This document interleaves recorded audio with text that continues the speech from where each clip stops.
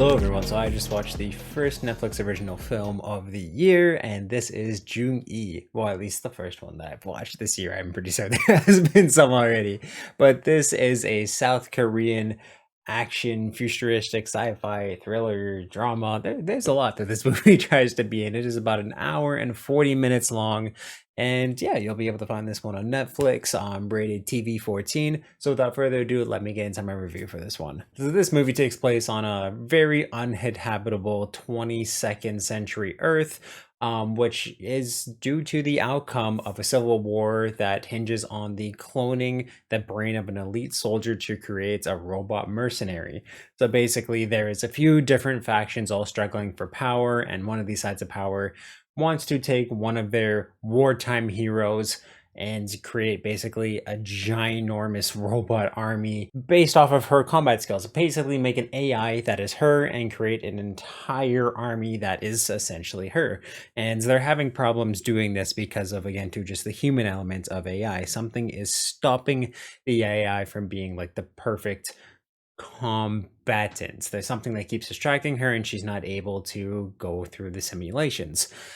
And unfortunately, that's kind of one thing that I found about this movie is that it really relies heavily and built heavily upon the villain within this movie. And there are a few different villains of this, but the main one, and really the bulk of all of them, just make for what I found was a very cliche, a very boring, and a very tropey corporate enemy or entity, really entity enemy that this movie is based around. There is a lot of politics that come into this movie, a lot of what it means to be human, what it means to feel, a decent commentary about war and whatnot, but for the most part I find it's done through a corporate lens that is just very, very boring and generic and very been there, done that in a lot of other forms of media that this just didn't really add anything to because of how easy and in a lot of ways generic I found the storyline to be. So there wasn't really too much that this movie did to interest me in terms of its story. Its pacing is a little wonky and definitely really, really slow, too slow at a lot of times. And again, too, I just found that this movie tried to cover way too many topics, and it felt very sloppy in a lot of ways, where there's a lot of great ideas that they kind of touch upon, but not enough to fill the 100 minutes runtime in a proper way, or again to flush out all of these ideas with enough time and in a proper way. So I mean, there's some cool things that it tries to touch upon, but I just found that everything that it tried to, it never really hit the mark at any point for anything that it tried to do or say, for that matter. Really, the bulk of what drives this movie is some of the performances are pretty decent and solid. A lot of them are just really goofy and wacky in a lot of ways that turn me off from it.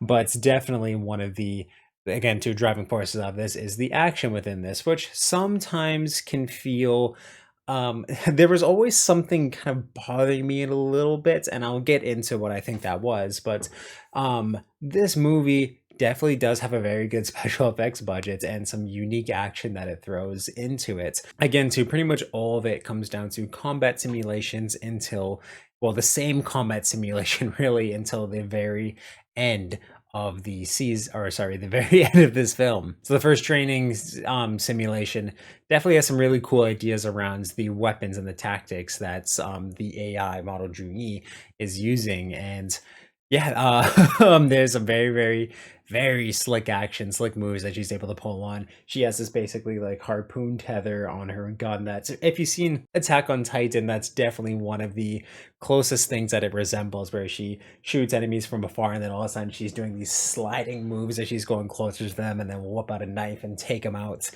nape with their neck sometimes as well to take on our enemies. So those were very, very cool. Again, it brought me back to just the whole thing that I absolutely loved about Attack on Titan. So definitely some inspiration there, and it looked really, really cool, really, really flashy. The ending sequence is extremely over the top, but very, very awesome in a lot of ways. There's just a really cool train sequence that, again, too, is really over the top, but visually very, very fun to watch. Again, too, I found the CGI animation, all of that was really, really slick for the most part, and it's filmed decently well, but there's just a few times where I found that it's not cutty, it's not janky anyway, but it was just kind of some of the angles that they were using were throwing me off in a few ways, where I would have wished that it would have been a little more wide panned out.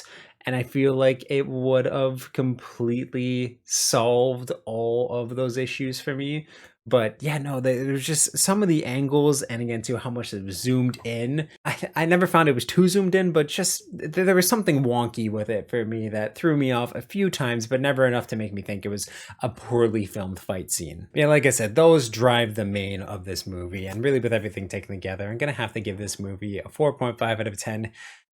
Yeah, there's some things that are interesting within it, but I just found that they never spent enough time to really flush these things out, and there was just too many ideas packed into, again, the runtime of this movie, which made it falter a lot of the ways because it never felt like it truly fulfilled everything or told everything that it was trying to tell. So if you've seen Jung-E on Netflix, please let me know what you thought about it in the comments down below. And of course, if you like this review, definitely give it a thumbs up, and you can check out everything I do on this channel. I'll link some playlists up top here for convenience sake. Thank you for subscribing and turn that little ringer on so you know when I upload new videos. If you want to check out the description of this video on my channel bio, there's a link to the Media Mountain, which is my Discord where we talk about movies, video games, comic books, TV, pretty much everything that's awesome in this world. So you can definitely join that amazing community, help make it even more amazing than this already. And yeah, just awesome, guys.